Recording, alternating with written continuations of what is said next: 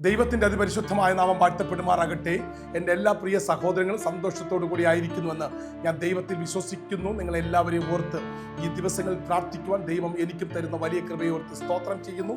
എല്ലാ ദിവസവും ധ്യാനിക്കുന്ന ഒരു തിരുവചനത്തിലേക്ക് നമുക്ക് നേരിട്ട് പ്രവേശിക്കാം. ഈ ദിവസങ്ങളിൽ ദൈവത്തിൻ്റെ കൊയ്ത്ത് നമ്മുടെ ജീവിതങ്ങൾക്കകത്ത് സംഭവിക്കട്ടെ എന്ന് ആത്മാർത്ഥമായി പ്രാർത്ഥിക്കുന്നു. ഓരോ ദിവസത്തെ മെസ്സേജിനകത്തും ഓരോ കണ്ടന്റ് ഉണ്ട്. ആ കണ്ടന്റിനനുസരിച്ചാണ് ദൈവത്തിൻ്റെ ഫലവും അനുഗ്രഹവും കൊയ്ത്തും നമ്മുടെ ജീവിതത്തിനകത്ത് സംഭവിക്കുന്നത്. വിശ്വസ്തതയുണ്ട്, നീതിയുണ്ട്, വചനത്തിൻ്റെ വിത്ത് വിതയ്ക്കുന്ന അനുഭവമുണ്ട്. ഇതെല്ലാം ദൈവം നമുക്ക് ഈ വചനത്തിലൂടെ തന്നിട്ടുണ്ട്. ഈ ലോകത്തിൽ കാണുന്ന താൽക്കാലികമായ സുഖലോലുപത്തെക്കാൾ വലുതാണ് നിത്യതയും നിത്യജീവനും.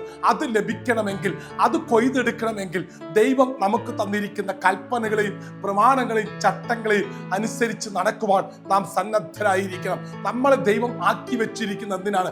810 കോടിയിലധികം ജനം ഈ ലോകത്ത് ജീവിച്ചിരിക്കുമ്പോൾ അവരെക്കാൾ മേൽത്തരമായി നമ്മെ വിളിച്ചു വേർതിരിച്ച് കൂട്ടുകാരിൽ പരമായി ആനന്ദ തൈലം കൊണ്ട് അഭിഷേകം ചെയ്ത് വീട്ടിനകത്ത് ജനിച്ചവർ പലരും യേശുവിനെ അറിഞ്ഞിട്ടും അറിയാത്തതുപോലെ ജീവിക്കുമ്പോൾ അവരിൽ നിന്നും വ്യത്യസ്തമായി നമ്മളെ വിളിച്ചു വേർതിരിച്ച് വിശുദ്ധിയിലും വേർപാടിലും നിർത്തിയിട്ടുണ്ടെങ്കിൽ, ആ ദൈവം നമ്മെ വിളിച്ചിട്ടുണ്ടെങ്കിൽ ആ ദൈവം നമ്മളെ അനുഗ്രഹിക്കാതെ വിടുകയില്ല. നമ്മളെയും നമ്മുടെ കുടുംബത്തെയും നമ്മുടെ ശുശ്രൂഷകളെയും ഈ ദിവസങ്ങളിൽ അധികം ഫലവും അധികം കൊയ്ത്തും തന്ന് നമ്മളെ ദൈവം അനുഗ്രഹിക്കുമെന്ന് ഈ തുടക്ക സമയത്ത് പറഞ്ഞുകൊണ്ട് എത്ര പേർ അത് വിശ്വസിക്കുന്നുണ്ട്? അവർക്ക് വേണ്ടി ആമേൻ ദൈവത്തിന്റെ വചനം ഇന്ന് പകൽക്കാലവും അത്ഭുതകരമായി വ്യാപരിക്കട്ടെ എന്ന് ആഹ്വാനം ചെയ്തുകൊണ്ട് ഓരോ ദിവസവും ധ്യാനിക്കുന്ന പോലെ ഒരു തിരുവചനത്തിലേക്ക് നമുക്ക് നേരിട്ട് പ്രവേശിക്കാം. മത്തായിയുടെ സുവിശേഷം 11-ാം അധ്യായം അതിൻ്റെ 1 മുതൽ 9 വരെയുള്ള വാക്യങ്ങൾ. അതിലെ ചില വാക്യങ്ങൾ ഞാൻ വായിക്കുന്നു, ബാക്കിയുള്ളത് നിങ്ങൾ പുനഃപരിശോധിക്കേണ്ടത് ആവശ്യമായിരിക്കുന്നു. സ്തോത്രം. അതിൻ്റെ 4-ാം വാക്യം മുതൽ ഇങ്ങനെ പറയുന്നു: വിതയ്ക്കുന്നവൻ വിതപ്പാൻ പുറപ്പെട്ടു. വിതയ്ക്കുമ്പോൾ ചിലത് വഴിയരികെ വീണു, പറവകൾ വന്നു അത് തിന്നുകളഞ്ഞു. ചിലത് പാറസ്ഥലത്ത് ഏറെ മണ്ണില്ലാത്ത ഇടത്ത് വീണു, മണ്ണിന് താഴ്ചയില്ലായകയാൽ ക്ഷണത്തിൽ മുളച്ചു വന്നു. സൂര്യൻ ഉദിച്ചാറെ ചൂട് തട്ടി വേറെ ഇല്ലായികൾ അത് ഉണങ്ങിപ്പോയി. മറ്റു ചില മുള്ളിനടിയിൽ വീണു, മുള്ളു മുളച്ചു വളർന്നു അതിനെ ഞെരുക്കിക്കളഞ്ഞു. ചിലത് നല്ല നിലത്തു വീണു 100, 60, 30 മേനിയായി വിളഞ്ഞു. ചെവിയുള്ളവൻ കേൾക്കട്ടെ. ഇവിടെ ഇതാ വളരെ വ്യക്തമായി ഒരു കൊയ്ത്ത് നമ്മുടെ ജീവിതത്തിൽ സംഭവിക്കണമെങ്കിൽ നമ്മൾ വിതയ്ക്കുന്ന ദൈവത്തിന്റെ വചനം അത് വഴിയരികിലാണോ, അതോ പാറകളുടെ കൂട്ടത്തിലാണോ, അതോ മുള്ളിനരികെയാണോ വീണത്, അതോ നല്ല നിലത്താണോ വീണത്? ഈ മെസ്സേജിന്റെ ടൈറ്റിൽ ഇതാണ്: നല്ല നിലത്ത് വിതയ്ക്കപ്പെടുന്ന വിത്തുകൾ. അത് 100, 60, 30 മേനിയായി വിളഞ്ഞ് ഫലം പുറപ്പെടുവിക്കുവാൻ ഇടയായിത്തീർന്നു.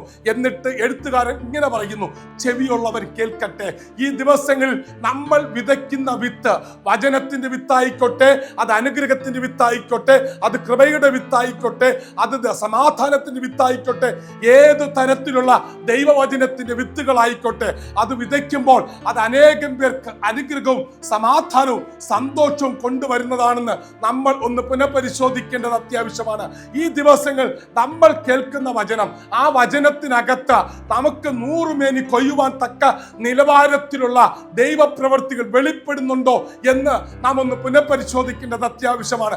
ഇവിടെ ഇതാ വിതച്ച വിത്തിൽ ചിലത് വഴിയരികിൽ വീണ് ആമേൻ എന്ത് ചെയ്തു?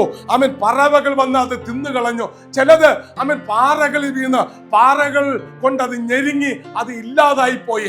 ആമേൻ ചിലത് മുള്ളിനടിയിൽ വീണു, അത് ഞെരുക്കി കളഞ്ഞു, അതിന്റെ ഫലത്തെ ഇല്ലാതാക്കി. പക്ഷേ ചില വിത്തുകൾ എല്ലാ വിത്തുകളുമല്ല, ചില വിത്തുകൾ നല്ല നിലത്ത് വീണു.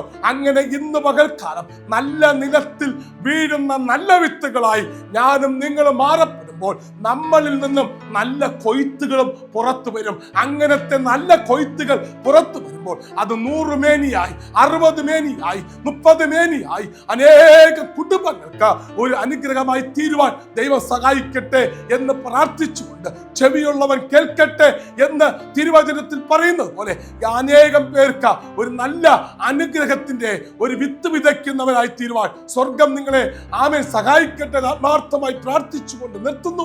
God bless you. Jesus loves you. God be with you.